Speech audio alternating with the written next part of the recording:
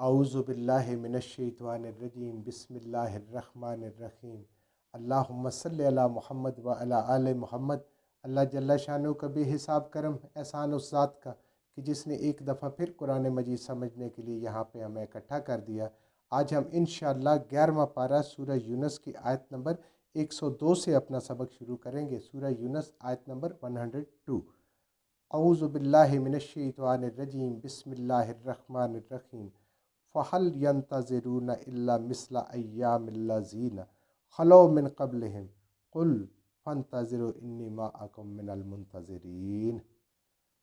फ़हल तो फिर नहीं, यंतज़िरून ये अहले मक्का इंतज़ार कर रहे, ना मानने वाले उसके बाद के भी ये नहीं इंतज़ार कर रहे, इल्ला मगर मिस्ला अय्यामिन मिसाल उन अज़ाब के दिनों की, अल्लज़ीना जो जिन लोगों को खलौ मिन क़ब्लिहिम गुज़रे जो इनसे पहले लोग गुज़रे हैं। जैसे वो बजाय नबी की तालीम को मानने के, अल्लाह के हुक्मों को मानने के, वो कहते हैं अज़ाब लेके हैं। तो अहले मक्का भी कहा करते थे हम तो आपको नहीं मान रहे, हम कुरान को नहीं मान रहे, दीन को नहीं मान रहे, आप ले आए हमारे लिए अज़ाब।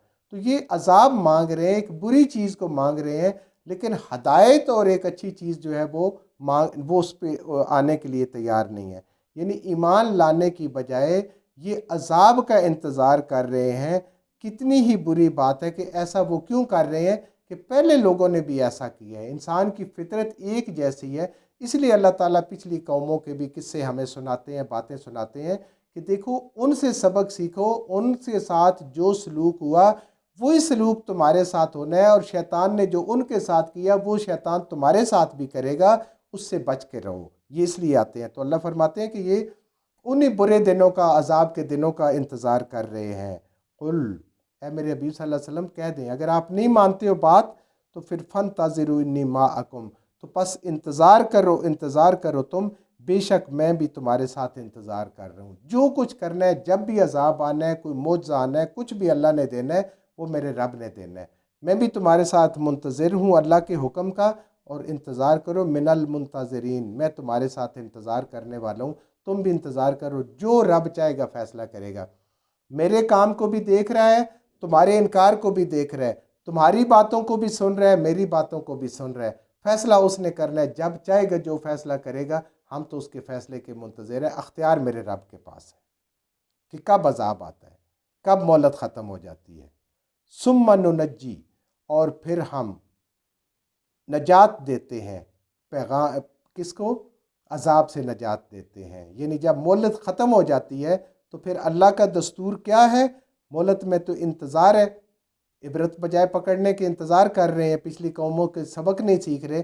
अल्लाह फरमा रहे सुम्मा नुनज्जी रुसुलना, फिर जब हमारा अजाब आता है, मोहलत की वक्त ख़त्म हो जाती है, तो फिर बचा लेते हैं हम अपने रसूलों को, अपने अम्बिया को, वल्लज़ीना आमनू, और उन सब लोगों को जो उन पर ईमान लाते हैं। कज़ालिका, इसी तरह जैसे पिछली कौमों में अल्लाह ने नूह अलैहिस्सलाम को और उनके मानने वालों को बचाया, हूद अलैहिस्सलाम को उनके मानने वालों को बचाया, सालेह अलैहिस्सलाम को उनके मानने वालों को बचाया, लूत अलैहिस्सलाम को और उनके मानने वालों को बचाया। ऐसे ही अपने उस अजाब से हम अपने अम्बिया को, अपने रसूलों को, और जो उन पे ईमान लाते हैं उनको बचा लेते हैं। कज़ालिक, इस तरह जैसे तुम पहले भी देखे हो। यानी जो नहीं मानते उनके लिए अजाब, और जो मान लेते हैं उनके लिए नजात। ये अल्लाह ताला का दुनिया में भी फैसला है और अल्लाह का आखिरत में भी फैसला है। ना मानने वालों के लिए अजाब और मानने वालों के लिए नजात, ये अल्लाह का फैसला है। हक्कन अलैना, अल्लाह फरमाते हैं कि ये हमारे ज़िम्मे है, ये सच्ची बात है, ये हमारे ज़िम्मे, हम अपने ज़िम्मे ले लिए इस बात को। नुनजिल मोमिनीन, के हम नजात देंगे ईमान वालों को, इस दुनिया में भी अजाब से नजात देंगे और आखिरत में भी उनको जहन्नम से नजात देंगे। अल्लाहुम्मा जअलना मिनहुम, अल्लाहुम्मा जअलना मिनहुम, अल्लाहुम्मा जअलना मिनहुम। अल्लाह हम सब को इनमें शामिल करे, कि जिनको अल्लाह ताला मोमिनीन में शामिल करे, जिनको अल्लाह पाक बचाएंगे दुनिया में भी ज़िल्लत से और आखिरत में भी ज़िल्लत से। आखिरत में जन्नत से बचा के जन्नत में लेके जाएंगे। ये अल्लाह के ज़िम्मे है ईमान वालों के लिए। आज दुनिया में ईमान की कीमत अदा करनी पड़ती है तो कर देनी चाहिए, ये कोई ज़्यादा महंगा सौदा नहीं है। आज जन्नत की कीमत अदा करनी है, माल से, जान से, वक्त से, उसको कर देनी चाहिए। اس قرآن کو سیکھنے میں اگر قیمت ادا کرنی ہے جان سے، مال سے، وقت سے، اس کو کر دینا ہے، لیکن آج دنیا ہمارے لیے آگے ہو گئی ہے اور قرآن پیچھے ہو گیا۔ اللہ کرے یہ قرآن آگے ہو تو پھر دنیا ہمارے پیچھے پیچھے بھاگے گی۔ قل، اے میرے حبیب صلی اللہ علیہ وسلم آپ فرما دیں، یا ایہا الناس، اے سب کے سب لوگوں، تمام لوگوں، پوری انسانیت، ان کن تم فی شکن، اگر تم میں سے کسی کو شک ہو، آج کے دور میں، پچھلے گزرے ہوئے دور میں، آنے والے دور میں، کسی بھی انسان کو اگر اس بات پہ شک ہو، من دینی، اس دین سے جو میں لایا ہوں اس قرآن میں جو میں لایا ہوں، فلا اعبد الذین، تو میں ہرگز کسی صورت میں بھی، کان کھول کے سن لو، عبادت کرنے والا نہیں ہوں۔ میرا دین سچا ہے، میں اس پہ اپنے خیال سے، اپنی حقیقت سے، اپنی سوچ سے، مرضی سے، ارادے سے اس پہ قائم ہوں۔ میں نہیں عبادت کرنے لگا ان لوگوں کی، تعبدون من دون اللہ، جن کی تم عبادت کرتے ہو، جن کو تم حاجت روا سمجھتے ہو، جن کو تم مشکل کشا سمجھتے ہو، اللہ کو چھوڑ کر، خواہ وہ بت ہے، کوئی روح ہے، کوئی فرشتہ ہے، یا کوئی جن ہے، یا کوئی بھی چیز ہے، کوئی بھی مخلوق ہے، اس کو چھوڑتے میں کبھی اس کی عبادت نہیں کروں گا، کیونکہ میرا دین سچا ہے۔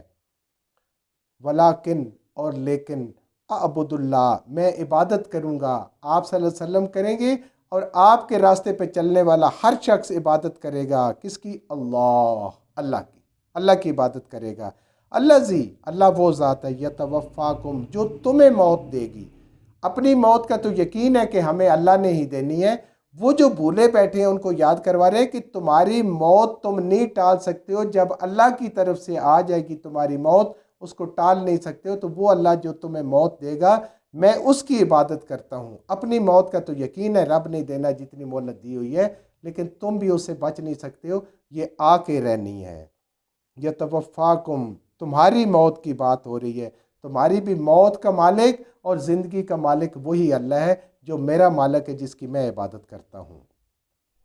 وَأُمِرْتُ، اسی رب نے مجھے حکم دیا ہے، اسی رب نے مجھے حکم دیا ہے، ان اکون من المؤمنین، کہ میں ایمان والوں میں سے ہو جاؤں، میں مسلمان ہو جاؤں، میں ایمان والوں کا ساتھ دوں۔ یعنی نبی کو بھی حکم دیا جا رہا ہے کہ آپ نے ایمان والوں کے ساتھ ہونا ہے، اور ایمان والوں کو حکم دیے جا رہا ہے کہ آپ نے نبی کے ساتھ ہونا ہے۔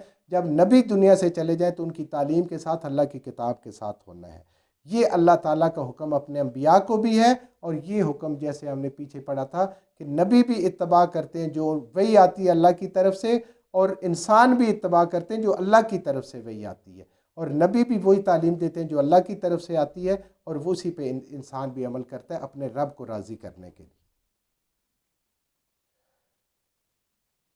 وَأَنْ أَقِمْ، اور اے قرآن پڑھنے والے، اللہ فرما رہے ہیں اے قرآن پڑھنے والے، اے قرآن سمجھنے والے، ان اقم، یہ کہ سیدھا ہو جا، قائم ہو جا، وجہ کا، اپنے چہرے کو قائم کر لے، اپنے چہرے کو سیدھا کر لے، یکسو رکھ اپنے چہرے کو، للدین، دین کے لیے، حنیفہ، جو یکسو ہے۔ اپنے آپ کو اللہ فرما رہے ہیں کہ اے قرآن پڑھنے والے، اے ایمان والے، اپنے چہرے کو اپنے رب کی طرف یکسو کر لے۔ حنیفہ ہوتا ہے کہ جس کو دائیں بائیں کی کوئی خبر نہیں کہ کیا ہو رہا ہے، اور کوئی پرواہ نہیں کیا ہو رہا ہے، کسی کا بھلا ہو رہا ہے یا کوئی فائدے اٹھا رہا ہے غلط کاموں سے، اس کو اس کی فکر نہیں ہوتی، اور اس کو اس پہ صبر کرنا پڑ رہا ہے، یا مشقت جھیلنے پڑنے، یا اللہ نے کسی امتحان میں ڈالا ہوا ہے، تب بھی اس کو پرواہ نہیں ہوتی، وہ صراط مستقیم پہ چلتا ہے۔ وہ ایک راستہ حنیفہ، سب کو چھوڑ کے ایک اللہ کی طرف جانے والا۔ وَلَا تَكُونَنَّ مِنَ الْمُشْرِكِينَ، اور اے ایمان والے، اے قرآن پڑھنے والے، مشرکین سے الگ ہو جا، شرک کرنے والوں سے الگ ہو جا۔ شرک کرنے والے تیرے دائیں بائیں ہیں، تو صراط مستقیم پہ ہے، تو یکسو ہے، ادھر جا، تمہاری چاروں طرف جو کچھ ہوتا رہے وہ ہونے دے، تو اس سے بالکل متاثر نہ ہو، اپنے دین پہ قائم رہ، اور اپنے بغیر ان پہ متاثر ہوئے اپنے دین پہ قائم رہ۔ شرک ہوتا کیا ہے؟ رب کی ذات میں، رب کی صفات میں، رب کے اختیارات میں کسی اور کو شریک بنا لینا، کہ اللہ بھی کر سکتا ہے اور وہ بھی کر سکتا ہے۔ نہیں، اللہ کہتے ہیں اللہ ہی کر سکتا ہے، بھی والا وہاں پہ کوئی کنسیپٹ نہیں ہے۔ تو اللہ کو چھوڑ کر کسی اور کے در پہ نہ جائے، ایک اللہ کا ہو کے رہ، اور جو اللہ والے نہیں ہیں، جو اللہ کے در کے علاوہ کہیں اور جاتے ہیں، تیرا ان سے کوئی تعلق نہیں ہونا چاہیے۔ اللہ کے حقوق میں، اختیارات میں کوئی اور شریک نہیں ہے، وہ یہ انسان کا عمل اور انسان کا عقیدہ ہونا چاہیے، تب انسان شرک سے پاک ہو سکتا ہے۔ یعنی زندگی کے راستے میں کہیں پہ بھی شرک والے ملے، اللہ فرما رہے ہیں وَلَا تَكُونَنَّ مِنَ الْمُشْرِكِينَ، نہ عرب والوں کے شرک میں شامل ہو اور نہ عجم والوں کے شرک میں شامل ہو، ایک اللہ کے ساتھ اپنا لو لگا رکھ۔ وَلَا تَدْعُوا مِن دُونِ اللَّهِ، اور ہرگز مت پکارنا اللہ کو، پکارنا من دون اللہ، اللہ کو چھوڑ کر، ما لا ینفعک ولا یضرک، تیری قسمت کا مالک کوئی نہیں ہے، تیری قسمت کا مالک ایک اللہ ہے، یہ تیرے نفع نقصان کے مالک نہیں ہے، نہ تجھے کوئی نفع دے سکتا ہے نہ تجھے کوئی نقصان دے سکتا ہے۔ یعنی یہ ینفع کا آپ کو خطاب کس کو ہے؟ نبی کریم صلی اللہ علیہ وآلہ وسلم کو۔ اللہ فرما رہے ہیں کہ اگر فَإِن فَعَلْتَ، اگر پھر بھی تو ایسا کرے گا، شرک کرے گا، یعنی اللہ کی ذات میں، صفات میں اللہ کے حقوق میں، اختیارات میں کسی اور کو شامل کرے گا، خطاب نبی کریم صلی اللہ علیہ وسلم کو ہے، پوری امت کو سمجھایا گیا۔ فَإِن فَعَلْتَ، اگر پھر بھی ایسے کریں گے، فَإِنَّكَ مِنَ الظَّالِمِينَ، تو پھر تو ظالم اور بے انصاف لوگوں کی طرح ہو جائے گا۔ اللہ اپنے نبی صلی اللہ علیہ وسلم کو، جن سے شرک کی کوئی امید نہیں ہے، اللہ ان کو بھی کہہ رہے ہیں کہ اگر آپ شرک کریں گے تو آپ کو بھی معاف نہیں کیا جائے گا۔ امت کو کیسے معاف کیا جا سکتا ہے کہ وہ شرک کرے اور اس کو معافی مل جائے؟ ایسا ہو نہیں سکتا جب نبیوں کو معافی نہیں ہے۔ پیچھے دیکھیں 18 نبیوں کو اللہ نے کہا کہ یہ اللہ کے مقبول ہیں، صالحین ہیں، نیک ہیں، سب ہیں، اگر یہ بھی شرک کریں تو ہم ان کے اعمال کو ضائع کر دیں۔ تو یہاں بھی نبی کریم صلی اللہ علیہ وسلم کے ذریعے سے ہمیں سمجھایا جا رہا ہے کہ آپ کے لیے کوئی قابل معافی چیز نہیں ہے اگر تم اللہ کے راستے میں شرک کرتے ہو، اللہ کے حقوق میں، اختیارات میں کوئی سمجھتے ہو کہ کوئی اور بھی تصرف کرنے والا ہے اور کسی کی دھونس دھاندلی چلنے والی ہے، تو اللہ تعالیٰ بالکل معاف نہیں کرے گا۔ اللہ تعالیٰ ظالم، سب سے بڑا ظلم شرک ہے، تو اس کے مرتکب ہو جائیں گے۔ جو کچھ ہم نے صحیح پڑھا اللہ ہمارے ذہنوں میں، دلوں میں بٹھا دے، جہاں جہاں پڑھتے ہوئے بولتے ہیں ہم سے غلطیاں ہوگی، اللہ میں معاف فرما دے، اور ان غلط باتوں کو ہمارے ذہنوں سے، دلوں سے اللہ کی ذات نکال دے۔